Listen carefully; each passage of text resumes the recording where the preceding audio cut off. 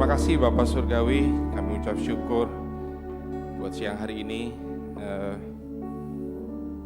Semoga lagu ini jadi janji kami Tuhan. Kami mau jadi ciptaan yang baru.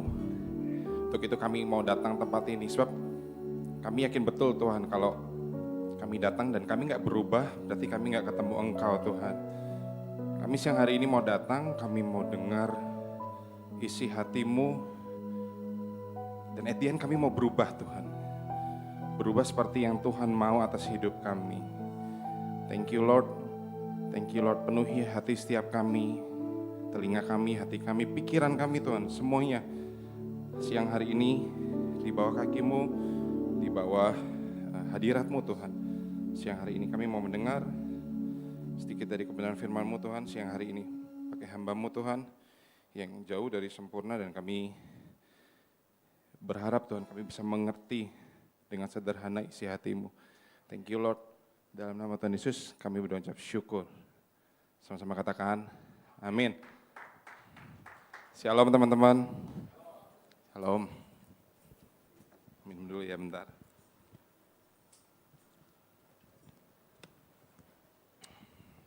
Oke. Berapa banyak yang siang hari ini hadir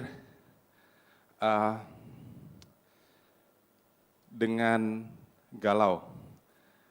Datang nggak ya? Ada nggak yang hari ini kayaknya nggak datang aja deh? Atau kayaknya hati kok ngomong udah datang aja deh? Ada yang siang hari ini lagi di tengah rasa bimbang, datang enggak? Atau semuanya yakin ya? Dewasa muda tempat ini nih nggak sia-sia gue datang. Jadi nggak ada kata males-malesan, nggak ada kata online aja di rumah, nggak ada ya teman-teman ya. Semua kita hadir di sini, kita sama-sama mau belajar ya. Oke, siang hari ini simple, kita mau belajar tentang Injil, which is Tuhan sendiri yang ngomong, Tuhan sendiri yang ngajarin sama kita semua lewat firman-Nya.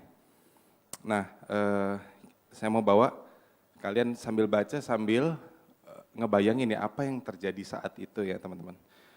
Kalau ada yang suka judul ya, siang hari ini judulnya Intersection.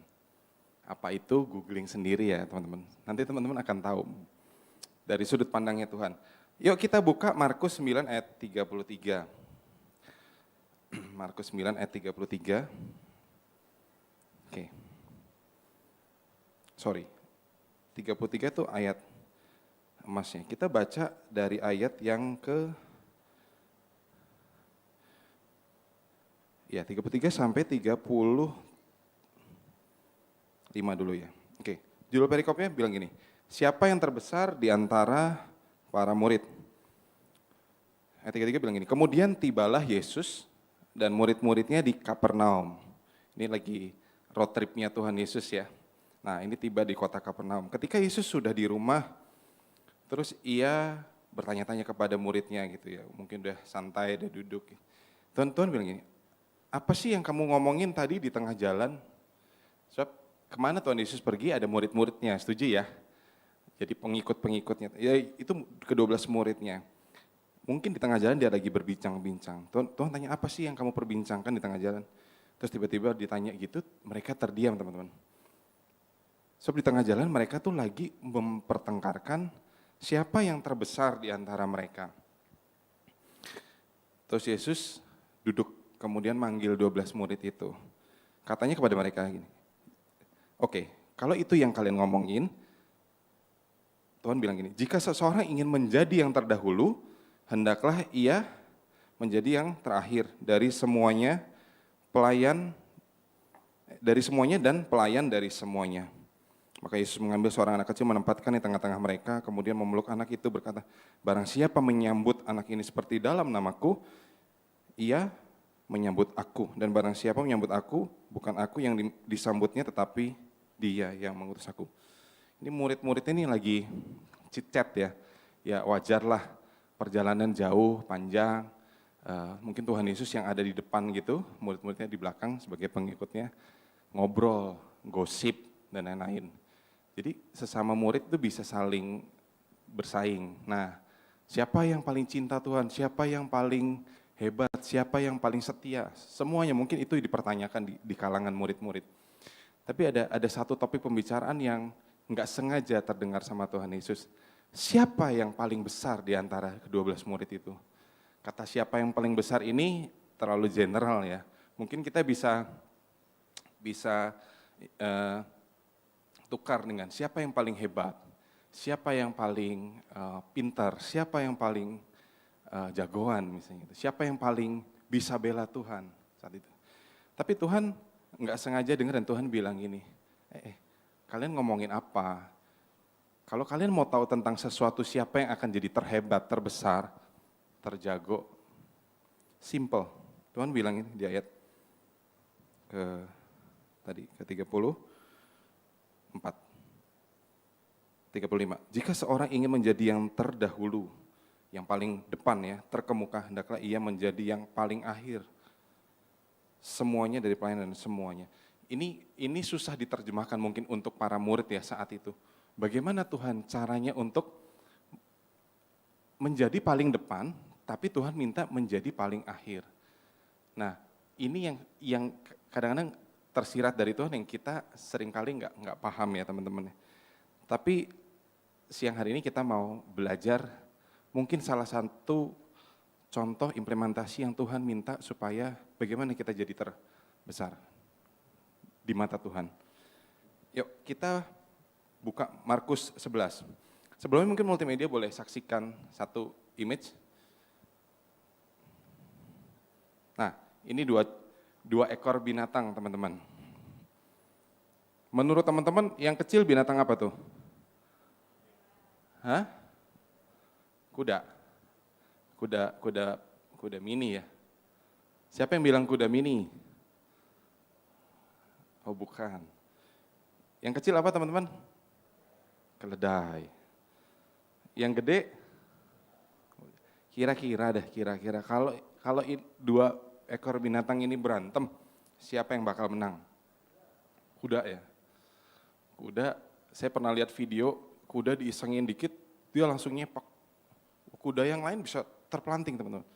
Jadi saking kuatnya kuda itu. Bahkan kendaraan-kendaraan hebat yang supercar itu dibandingkan dengan nilai horsepower. Jadi memang kuda itu bentuk dari binatang yang hebat, kuat, jantan, perkasa, setuju ya? Tapi nggak sebanding dengan keledai yang kecil.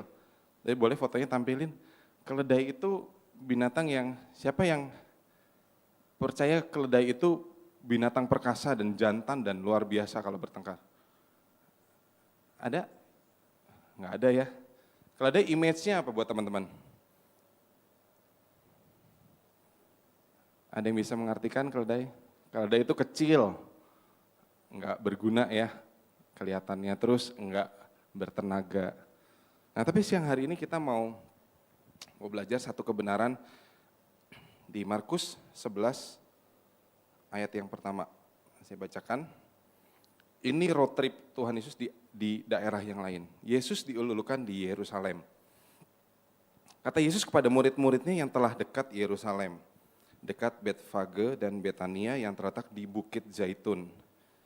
Yesus menyuruh 2 orang muridnya dengan pesan, pergilah ke kampung yang di depanmu itu. Pada waktu kamu masuk di situ dan kamu segera menemukan seekor keledai muda tertambat yang belum pernah ditunggangi orang. Lepaskan keledai itu dan bawalah kemari ke hadapan Tuhan. Dan jika ada orang yang mengatakan kepadamu, mengapa kamu lakukan itu? Jawablah, Tuhan memerlukan, ia akan segera mengembalikannya ke sini. Mereka pun pergi dan menemukan seekor keledai muda tertambat di depan pintu luar di pinggir jalan lalu melepaskannya. Dan beberapa orang yang ada di situ berkata kepada mereka, apa maksudnya kamu melepaskan keledai itu? Tanya orang-orang sekitar situ ya. Lalu mereka menjawab, mereka ini murid-murid Tuhan Yesus. Yang sudah dikatakan Yesus, maka orang itu membiarkan mereka. Jadi dia jawab, Tuhan Yesus tuh lagi perlu. Ya, terus akhirnya, Tuhan Yesus akhirnya dilepaskan keledai itu. Lalu mereka membawa keledai itu kepada Yesus, murid-muridnya bawa kepada Yesus dan mengalasinya dengan pakaian mereka. Kemudian Yesus naik ke atasnya. Banyak orang yang menghamparkan pakaiannya di jalan, ada pula yang menyebarkan ranting-ranting hijau yang mereka ambil dari ladang. 9, orang-orang berjalan di depan mereka yang mengikuti dari belakang berseru apa? Hosana, diberkatilah dia yang datang dalam nama Tuhan. Diberkatilah kerajaan yang datang, kerajaan Bapa kita, Daud. Hosana di tempat yang maha tinggi. Sesampainya di Yerusalem, ia masuk ke bait Allah. Ia meninjau semuanya, tetapi hari sudah hampir malam, lalu ia keluar ke Betania dengan 12 muridnya. Jadi situasi ini nih, dari ayat 1 sampai 11 menceritakan apa sih teman-teman? Menceritakan perjalanan Tuhan Yesus. Mau masuk ke kota Yerusalem, Tuhan Yesus butuh seekor keledai. Tuhan Yesus butuh tumpangan.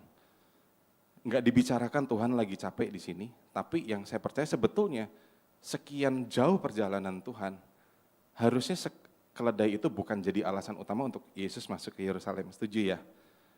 Sudah panjang dan dia mungkin sanggup menyelesaikan. Atau mungkin kalau lelah dia akan beristirahat dulu. Tapi ada satu alasan kenapa Tuhan tetap minta murid-muridnya mencari seekor keledai. Bagaimana murid-muridnya tahu bahwa Tuhan ada seekor keledai di ujung lagi ditambat, bawa kepada aku. Ya karena Tuhan si maha taunya dan maha ajaibnya ya, dia akan perintahkan murid-murid ambil seekor keledai. Dan ternyata betul teman-teman, ketika murid-muridnya melakukan untuk dia cari ke dalam perkampungan itu ternyata betul, ketemu seekor keledai. Keledainya diambil dan dibawa ke Tuhan Yesus. Pada hari itu menceritakan bahwa situasinya Tuhan ingin masuk ke kota dengan sebuah tumpangan. Ya, menceritakan bahwa Tuhan Yesus itu sebetulnya ketika masuk ke kota dia berpikir nggak bahwa dia, ayo dong, elu-elukan saya, elu-elukan aku gitu. Bukan.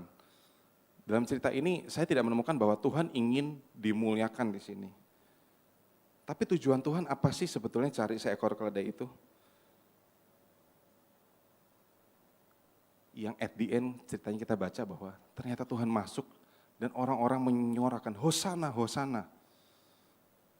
Kita baca yuk ayat keempat dari King James Version ya teman-teman.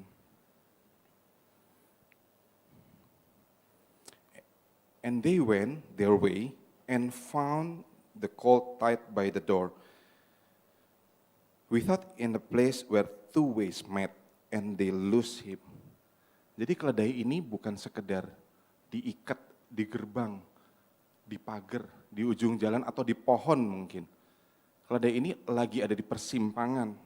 King James bilang, in a place where two ways met. Dua jalan yang ketemu jadi satu. Keledai ini lagi ada di persimpangan teman-teman. Seekor keledai dan Tuhan tahu, dari jauh Tuhan tahu. Tuhan belum lihat tapi Tuhan tahu bahwa ada seekor keledai yang Tuhan mau, yuk di sana ada keledai, bawa. Aku membutuhkannya, bicara kepada murid-muridnya. Dan akhirnya murid-muridnya mendapatkan itu, bawa kepada Tuhan dan ditunggangi oleh Tuhan. Dan diajak masuk ke Yerusalem. Dan akhirnya Tuhan disanjung, diagung-agungkan. Hosana, Hosana. Artinya apa Hosana teman-teman? Hosana dalam arti Ibrani adalah save us now. Hosana, save us now. Karena dia tahu bukan Yesusnya yang mau diselamatkan. Tapi dia tahu bahwa ada satu keledai yang dia harus selamatkan. Tanpa disadari bahwa Hosana, Hosana. Keledai yang hina itu, keledai yang gak dipikirin orang dan yang bahkan ditulis keledai itu belum pernah seorang pun menungganginya. Tuhan tahu betul dan Hosana itu bukan buat dirinya. Hosana itu buat pribadi si keledai itu yang ditarik, ditemukan oleh Tuhan. Markus 11 ayat 12 bilang gini, yuk kita baca. Ini di skenario yang lain ya teman-teman. Keesokan harinya sesudah Yesus dan ke-12 muridnya meninggalkan Betania, Yesus merasa lapar. Dan dari jauh melihat pohon ara yang sudah berdaun, ia mendekatinya untuk kalau ia mendapati sesuatu dalam pohon itu. Tetapi waktu tiba di situ, Tuhan gak mendapati apa-apa. Tuhan hanya mendapatkan daun-daun saja, sebab memang bukan musim buah ara. Maka kata Tuhan kepada pohon itu, jangan lagi seorang pun makan buahmu selama-lamanya. Dan murid pun mendengarkan. Tuhan kutuk pohon ara ya saat itu yang Tuhan lagi lapar. Dalam bagian itu Tuhan mau cerita apa sih? Tuhan lagi lagi butuh makan. Dan Tuhan tidak mendapatkan apapun dari apa yang dia lihat. Kalian percaya itu? Bentar ya.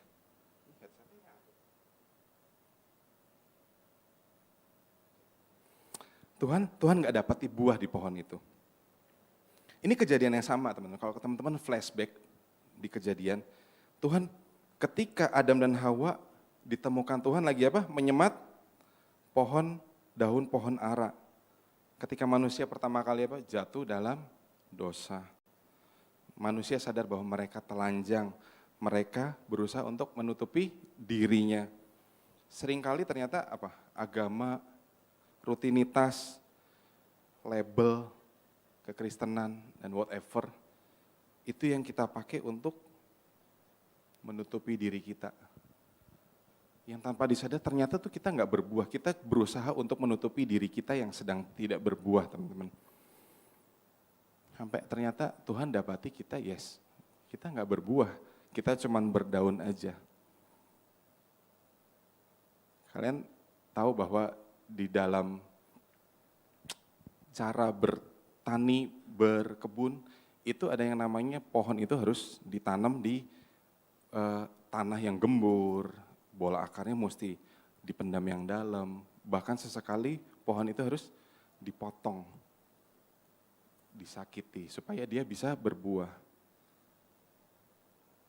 Ternyata kita nggak jauh beda sama Hawa, sama Adam yang sedang berusaha menutupi kekurangan kita. Sampai akhirnya ironisnya adalah Tuhan mendapati tidak ada apa-apa dan Tuhan mengutuk pohon itu.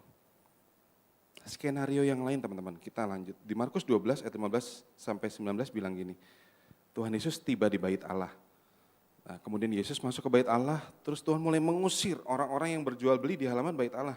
Meja-meja penukar uang, bangku-bangku merpati. Ia tidak memperbolehkan orang membawa barang-barang melintasi bait Allah. Lalu ia mengajar katanya, bahkan ada terus, rumahku akan disebut rumah doa bagi segala bangsa, tetapi kamu telah menjadikan sarang penyamun. Imam-imam dan ahli Taurat mendengar peristiwa itu, mereka berusaha membinasakan dia, sebab mereka takut kepadanya, melihat seluruh orang takjub akan pengajarannya. Dalam skenario ini Tuhan tidak lagi minta dihormati ya, sama seperti ketika Tuhan masuk Yerusalem. Tapi Tuhan ingin membuktikan bahwa Tuhan itu raja di atas segala raja. Bahkan ketika dia masuk ke bait Allah, dia tidak segan mengobrak-ngabrik bait Allah, teman-teman. Sebab Tuhan nggak sedang berpolitik di dalam gereja, tidak sedang berpolitik di dalam bait Allah. Tapi itu Tuhan nggak bisa kompromi dengan namanya dosa, teman-teman.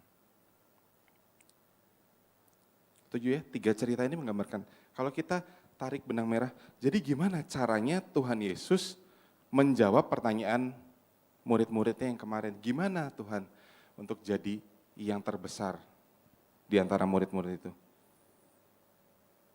Simply adalah, kalau mau jadi yang terhebat di mata Tuhan, kalau mau jadi yang terbesar di mata Tuhan, ada yang tahu?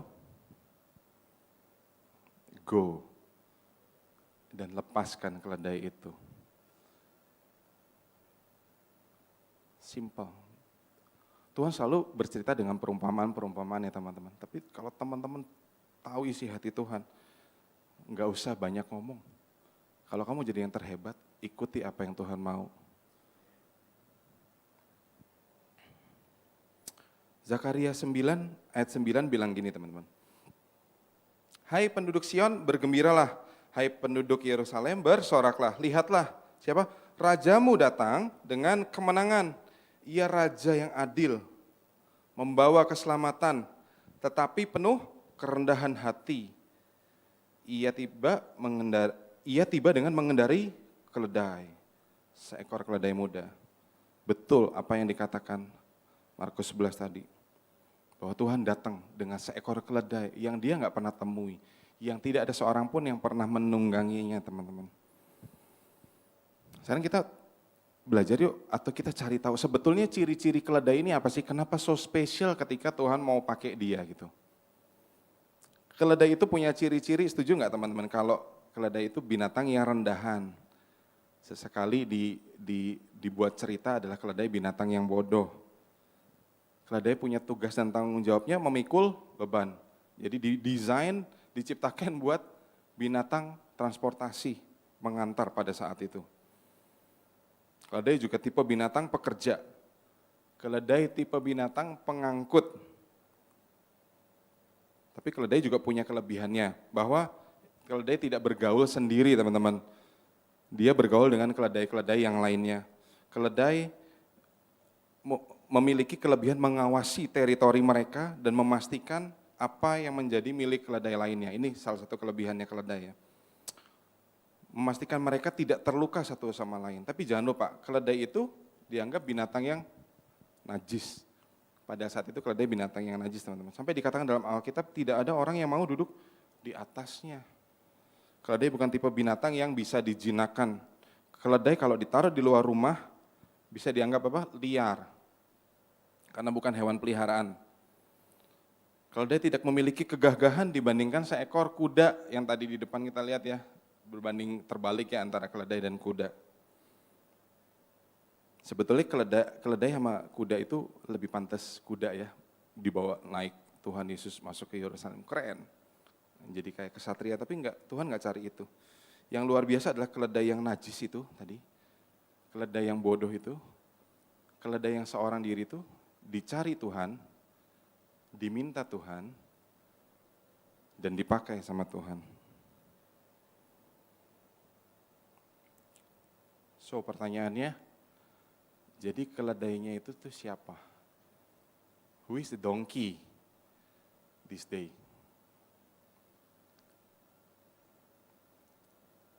Ada yang berani mengaku bahwa saya seekor keledai? Ada? Saya rasa nggak ada ya. Tapi itu yang Tuhan pakai, teman-teman. Kita cari tahu kenapa so spesial di mata Tuhan. Ketika Tuhan masuk ke Yerusalem, dia nggak lagi sedang cari penghormatan ya, tadi teman-teman ya. Dan orang banyak ngantri itu bukan mau lihat siapa yang ditunggangi sama Tuhan Yesus. Sampai orang-orang harus mengalaskan kainnya, mengalaskan dedaunan untuk menyambut siapa? Tuhan, bukan. Orang banyak nggak mengantri lihat apa yang ditumpangi oleh Tuhan Yesus. Bahkan orang banyak menyaksikan bahwa, oh begini cara seorang raja masuk ke dalam kota menunggangi apa? Sesuatu yang najis. Ini saya bawa supaya kalian mengerti ya kronologisnya kenapa atau situasi apa yang terjadi saat itu, teman-teman. Tuhan tuh nggak lagi menunjukkan siapa dirinya saat itu. Tuhan lagi menunjukkan bahwa sesuatu yang najis di mata orang banyak, atau sesuatu yang bodoh dan nggak berguna Tuhan bisa pakai.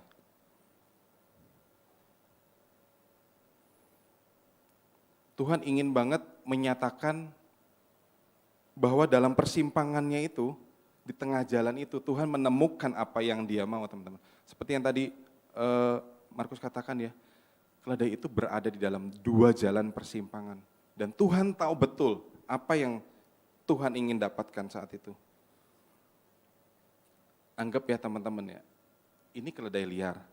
Terus Tuhan dapat, bisa nggak menurut teman-teman ya, keledai yang liar itu dan nggak pernah terpelihara dan nggak pernah di training itu, bisa nggak tiba-tiba dia berjalan ke kiri atau ke kanan? Bisa nggak? Menurut teman-teman bisa nggak? Bisa ya, bisa banget ya. Dia akan berlaku sebegitu liarnya ke kiri atau ke kanan. Tapi ternyata tidak, teman-teman. Keledai itu tahu bahwa siapa yang panggil dia, siapa yang ajak dia. Bahwa ketika itu dia tahu betul bahwa hidupnya berubah. Siapa yang percaya bahwa ketika sesuatu yang gak berguna dipakai Tuhan jadi sesuatu yang jadi berguna? Amin. Keledai itu beruntung, sangat beruntung. Itu hari keberuntungan dia saat itu.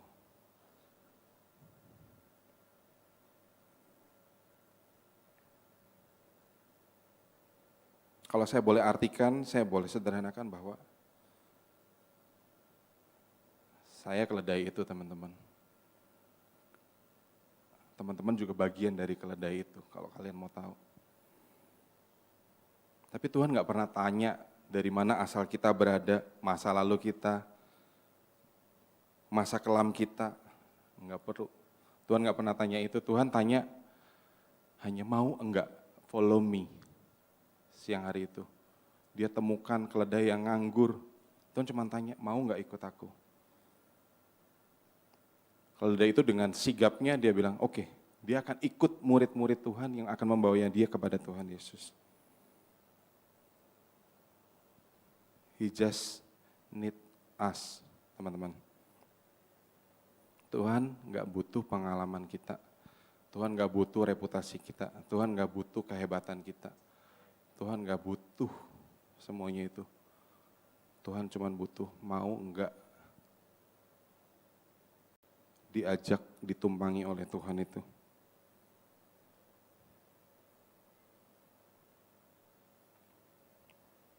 So tugas murid-murid adalah, Tuhan bilang apa? Cari keledai itu, lepaskan dan bawa kepada Tuhan. Saya lagi Tuhan minta lepaskan keledai itu dan bawa kepadaku. Sebab Tuhan ingin menumpangi keledai itu, Tuhan akan bikin binatang yang tadinya nggak jinak jadi jinak. Binatang yang tadinya najis menjadi tahir. Semua itu urusan Tuhan teman-teman. Jadi Tuhan nggak peduli masa lalu kita. Tuhan nggak peduli kekurangan kita. Siang hari ini kalau Tuhan temukan kita, kalau suatu hari yang lalu Tuhan pernah temukan kita, cepat-cepat balik sama Tuhan teman-teman.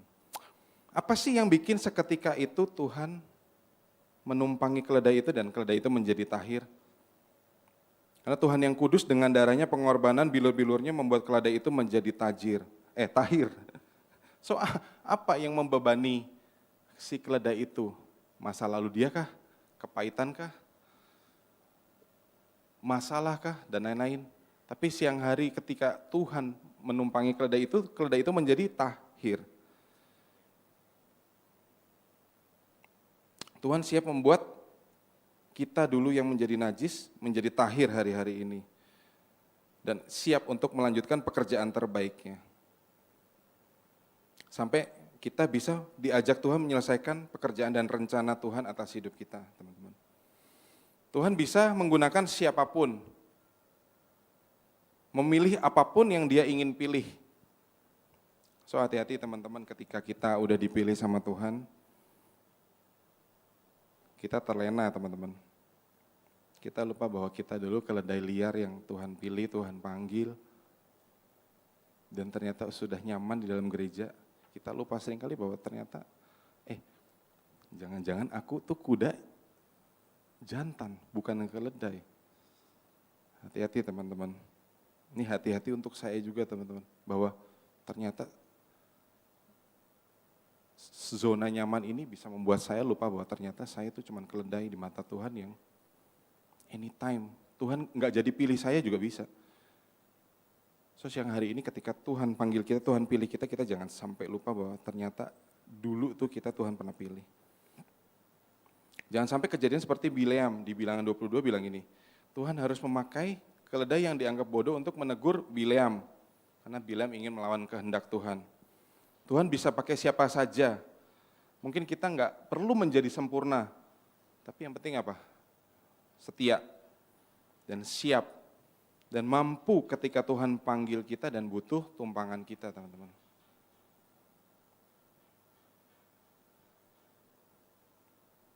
Mau tahu nggak? Apa yang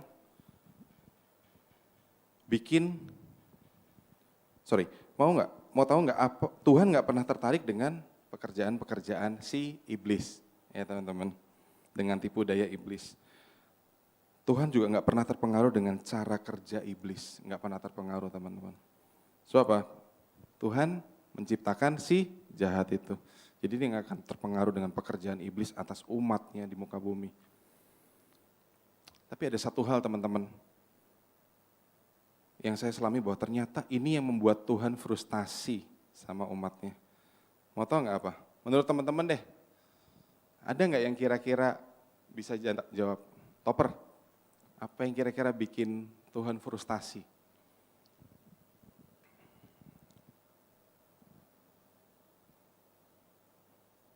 Yang bikin Tuhan frustasi atas hidup kita kan seperti jemaat di Laodikia.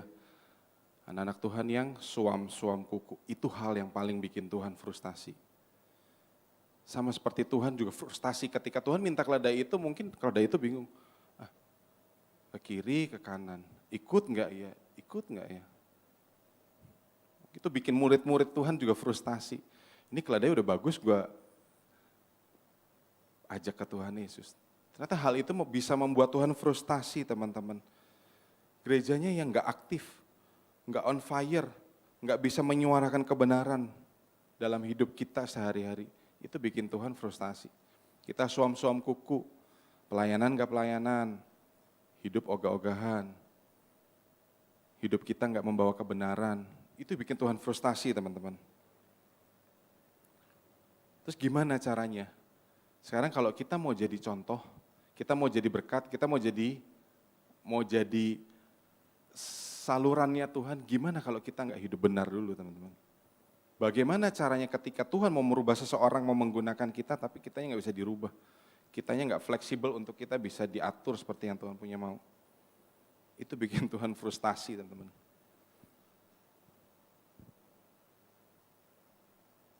Karena untuk menjadi kebenaran, maka kita harus menghidupi kebenaran itu, teman-teman. Nggak gampang. Tapi siang hari ini kita mau belajar, saya juga mau belajar. Kita jauh dari sempurna seperti yang Tuhan mau, tapi day by day kita harus menuju kepada yang Tuhan punya mau. Efesus 5 ayat 11 bilang gini, janganlah turut mengambil bagian dalam perbuatan-perbuatan kegelapan yang tidak berbuahkan apa-apa. Tapi sebaliknya telanjangilah perbuatan-perbuatan itu. Jadi Efesus bilang gitu, telanjangilah hal-hal yang jahat itu, yang gelap itu, semua supaya kita menjadi bersih, kita menjadi tahir, kita menjadi layak di hadapan Tuhan. Kita didapati Tuhan sempurna. It's okay bahwa kita punya latar belakang seperti keledai itu. It's okay orang bilang kita najis, orang bilang kita bodoh dan lain-lain. It's okay. Kuncinya kita siap dan kita follow Tuhan. Yohanes 1 ayat 4 bilang ini. Bagiku tidak ada sukacita yang lebih besar daripada mendengar bahwa anak-anakku hidup dalam kebenaran. Ternyata enggak ada seorang ayah, seorang bapak yang lebih bahagia, yang lebih happy, yang lebih bangga ketika anak-anak kita hidup dalam kebenaran. Saya yakin nggak ada orang tua yang bangga, wah kalau mau jadi berandalan nomor 1. Nggak ada, teman-teman. Semua bapak pengen anak-anaknya hidup dalam kebenaran. So simple. Kita di sekolah hidup benar, kita di pekerjaan hidup benar, pernikahan kita hidup benar, sosial hidup kita hidup dengan benar. Supaya kita jangan bikin malu Tuhan, teman-teman. Tuhan berbicara tentang tugas kita di dunia. Sama murid-murid itu adalah satu contoh bahwa itu tugas kita di dunia untuk merepresentasikan Tuhan saat ini. Sebab tidak mungkin terjadi bahwa Tuhan menaiki seekor keledai itu kalau nggak ada seseorang yang membantu melepaskan keledai itu. Setuju ya? Nggak mungkin. So Tuhan butuh kita, teman-teman. Ini dua sudut pandangnya. Tadi kita as a donkey. Saat ini kita sebagai murid Tuhan yang Tuhan udah pilih. Nggak mungkin, teman-teman. Kalau kita dipakai Tuhan dan kita nothing to do. Nggak menghasilkan apa-apa. Sederhananya bahwa apapun yang Tuhan percayakan saat ini, kalian mesti tahu bahwa ada tujuan Tuhan dalam hidup kita. Kalau belum tahu, cari tahu, teman-teman. Cari tahu. Supaya ketika kalian berjalan hari demi hari, tahu goalsnya Tuhan ke arah mana. Kalau kita jalani hari, ya sekolah-sekolah, kuliah-kuliah, kerja-kerja. Tapi kalian nggak set goal kalian untuk, ternyata ini yang Tuhan mau. Contoh mungkin di pekerjaan, ini ya yang Tuhan mau ya. Atau di dalam sekolah, kuliah, ya rusak sama-sama. Hancur sama-sama. Sampai kita nggak tahu ini saya ini ke kiri apa ke kanan. Terus kiri kanan boleh mungkin. Nggak jelas hidup kita teman-teman. Mungkin pelayanan kita dipercaya hebat tiap minggu pelayanan. Ya kita cuma show aja. Kita cuma hobi aja menyalur. Tanpa kita tahu bahwa ternyata di tiap ibadah itu harus Tuhan yang diutamakan. Tuhan yang dimuliakan.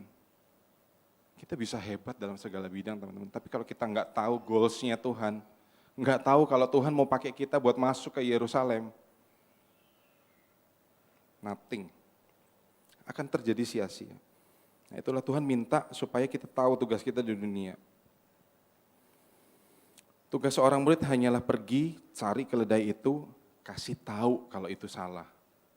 Kasih tahu kalau itu nggak benar. Terus apa? Kalau dikasih tahu, ikatannya dilepasin.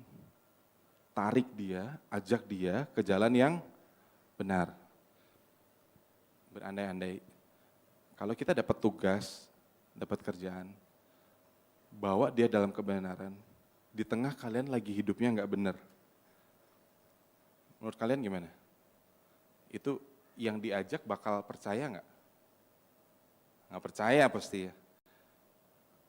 Ada orang jualan asuransi. Oh ini bagus, ini semua nomor 1. Tapi agennya nggak ngambil asuransi itu. Percaya nggak kira-kira kalian? Gimana cara mempercayai kalau yang ngajak kita aja nggak ambil? Atau nggak hidup dalam kebenaran? Atau khotbahin ini itu ternyata hidupnya juga nggak benar? Nggak akan terjadi itu teman-teman. Nah itu siang hari ini betul-betul kita mesti ingat bahwa itu tugas kita. Gereja itu cuma 2 jam teman-teman seminggu. Sisanya adalah pelayanan kalian, sisanya adalah ladang pekerjaan kalian bersama Tuhan. So hidup betul-betul, cari tahu apa yang Tuhan mau dalam hidup kita.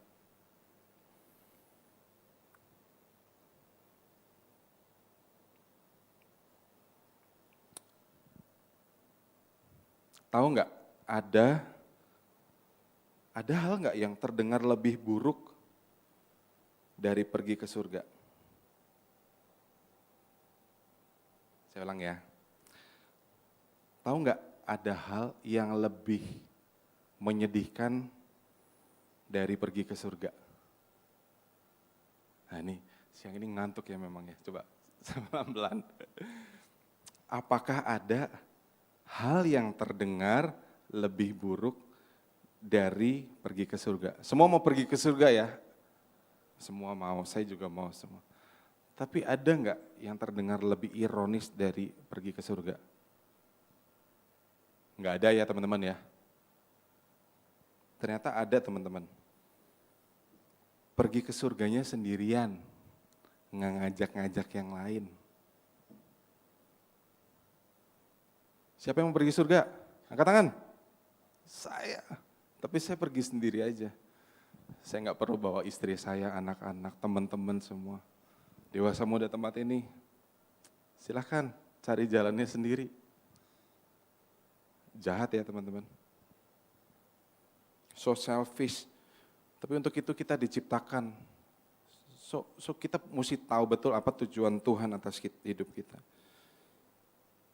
Sekarang ada nggak yang terdengar lebih buruk dari pergi ke neraka? Tadi kan pergi ke surga. Ada nggak yang terdengar lebih buruk dari pergi ke neraka? Hah? Udah tahu jawabannya. Jadi pergi ke neraka bawa teman-teman yang lain, bareng-bareng. Enak aja gue sendiri, ayo rame-rame. Lu bejat bareng-bareng, lu ikut gue bareng-bareng dong. Ya yang perlu cicil AC dari sekarang ya. Lucu ya, tapi nggak lucu teman-teman. So it's just 2 roads, left or right.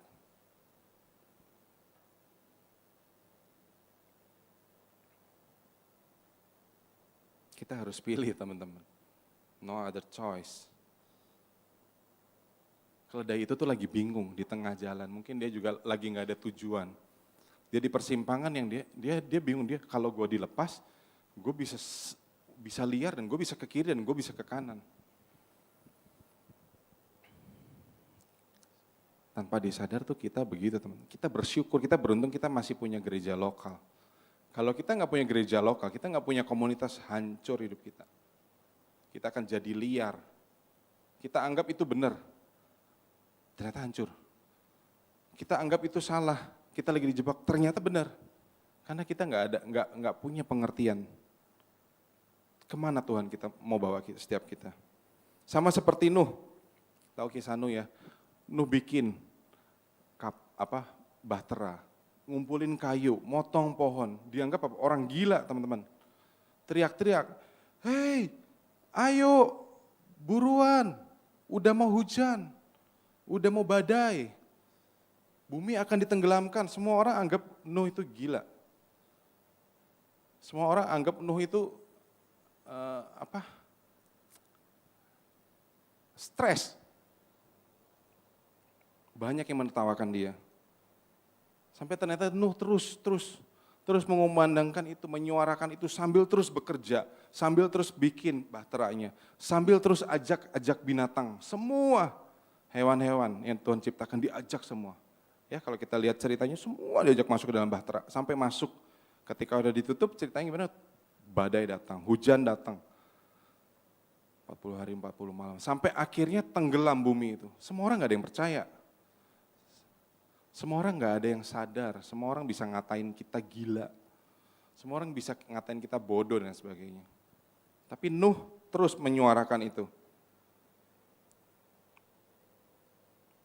Sampai akhirnya kejadian, Tuhan hanguskan bumi, Tuhan banjiri bumi, sampai akhirnya tinggal generasinya Nuh itu sendiri. Sampai akhirnya terjadi kebentuk dua kelompok. Ada jalan yang harus dilalui oleh si keledai itu. Simpelnya gini, kita sering dengar ya, bahwa jalan ke surga kecil, jalan ke neraka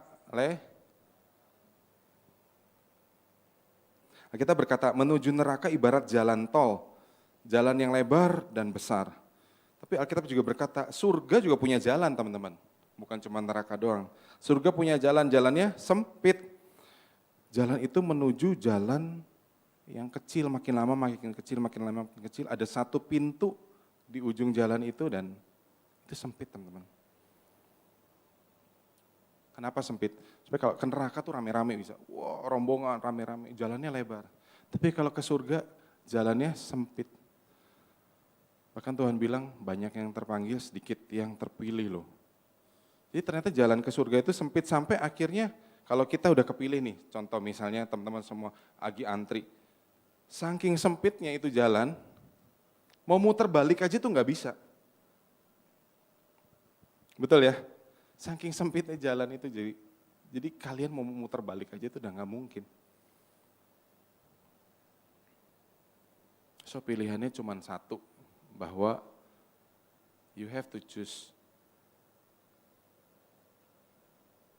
kiri atau kanan, yang lebar atau yang sempit. Enggak bisa terus kalian tiba-tiba enggak mau Tuhan, enggak, aku mau ditertambat di sini aja. No. Hari ini kita mesti putuskan bahwa ada satu kesempatan nih Tuhan panggil nih. Ini cuman sekali kesempatan seumur hidup. Nah, kita mesti putusin teman-teman. Sebab neraka tidak didesain untuk manusia. Neraka didesain untuk setan yang tidak takut sama Tuhan, yang tidak taat sama Tuhan. Sama ciptaan yang nggak bisa taat sama Tuhan. Mungkin pemusik boleh bantu.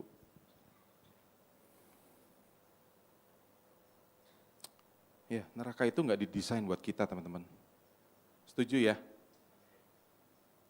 Tapi persimpangan itu didesain buat kita teman-teman. Kalau kita nggak bisa pilih, hati-hati. Tuhan gak pernah menghendaki kita untuk pergi ke neraka karena itu bukan tempatnya. Tuhan mau kita semua sama-sama di surga. Tuhan mau sama-sama semua menemani Tuhan. Tuhan mau sama-sama ajak kalian masuk ke Yerusalem. apapun, siapapun kalian. Tuhan mau ajak kita sama-sama. Undangan itu berlaku untuk semuanya, buat saya, buat kita semua.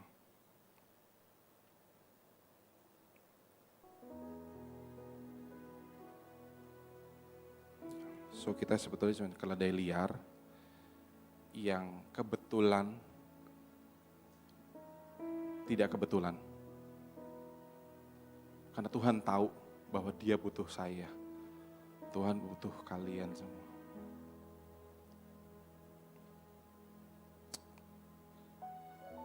Jawabannya cuma mau apa enggak, teman-teman.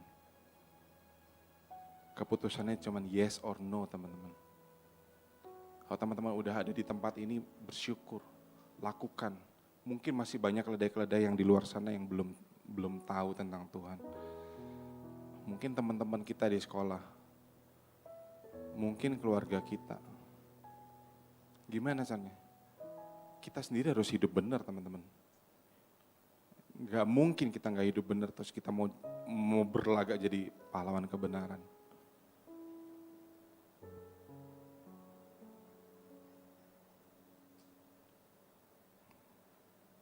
Siapa yang siang hari ini siap ditumpangi sama Tuhan Yesus? Kita pejamkan mata kita sama-sama. Kita bayangkan bahwa Tuhan, I'm so lucky kalau Engkau pilih aku. Engkau pilih aku dari sekian juta manusia. Dan Engkau tetap bilang, aku mengasihimu. Engkau berarti buatku. Dan aku akan pakai Engkau dimanapun Engkau berada. You are so lucky. I'm so lucky, guys. Di tengah keberuntungan yang saya terima, tentu itu bukan yang sia-sia. Ada harga yang Tuhan bayar. Ada harga yang orang lain bayar untuk kita bisa ada di tempat ini saat ini. So, ketika kita udah ada di tempat ini, pastikan bahwa kita hidup dalam kebenaran.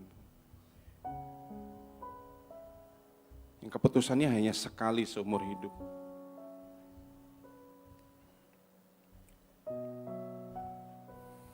Tuhan, hamba-Mu selesai berbicara, Tuhan. Kami minta Roh-Mu menyampaikan kebenaran-Mu hari demi hari. Mungkin kami terjatuh suatu saat, Tuhan. Mungkin kami terlena. Mungkin kami terbuai, Tuhan.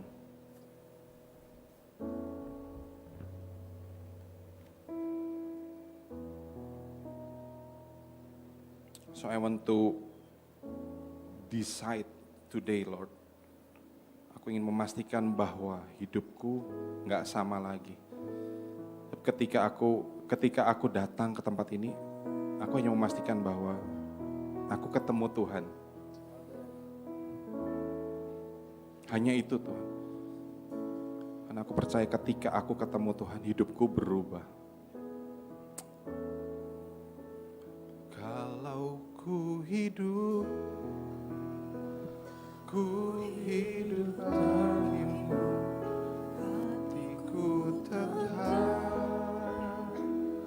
tetap menyembahmu.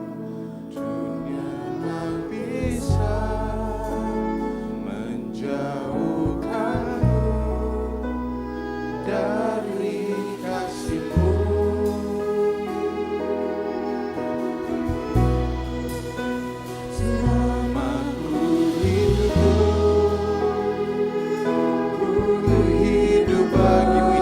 Setiap kami itu bahwa mata kami, hidup kami tetap terfokus sama Engkau, supaya ketika Tuhan pakai kami, Tuhan panggil kami, Tuhan bisa manfaatkan hidup kami seluas-luasnya, sebebas-bebasnya.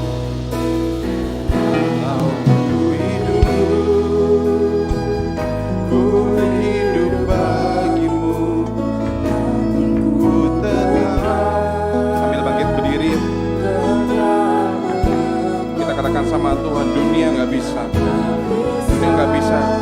jauhkan setiap kami dari kasih-Mu. So bantu kami Tuhan. Aku tahu ini bukan hal yang mudah buat setiap kami. Aku tahu Tuhan bahwa seringkali pun kami terjatuh, kami terlupa Tuhan. Tapi kami minta Roh Kudus bantu setiap kami, nyatakan kepada kami hari demi hari bahwa tempat kita bukan di situ, tujuan Tuhan bukan di situ. Tujuan Tuhan ingin mengembalikan posisi kita di hadapan